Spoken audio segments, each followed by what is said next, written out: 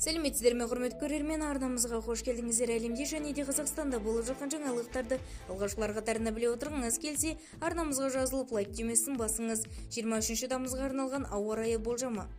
Қазгидрометр МК 23 тамызға арналған ауа райы болжамы жариялады. Синоптиктердің болжамы бойынша атмосфералық ауа ағындарының өтуіне байланысты шығыста және де оңтүстік шығыста күн күркіреп жаңбыр жауады. Шығыста кей жерлерінде нөсер жаңбыр, сондай-ақ шығыстың кей жерлерінде желдің күшеюі, дауыл күтіледі. Бұршақ жаууы мүмкін. Солтүстікте және де орталықта тұман түседі.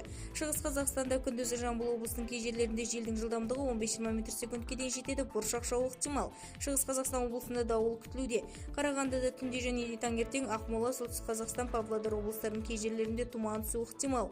Алматы, Түркістан таңертең және де күндізі Қызылорда облыстарында желдің жылдамдығы 15-20 метр/секундке дейін күшейеді.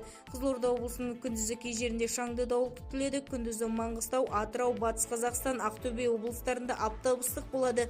Қызылорда, Түркістан, Қарағанды, Жамбыл облыстарында, Шығыс Қазақстан облысының кей жерлерінде, Ақтөбе облысының оңтүстік бөлігінде, Атырау облыстарының жекеленген аудандарында өте жоғарғы өрт қаупі сақталады. Бізді тамашалауды жалғастырыңыздар және де бір ғана лайк түймесін басып сау саламатты болыңыздар.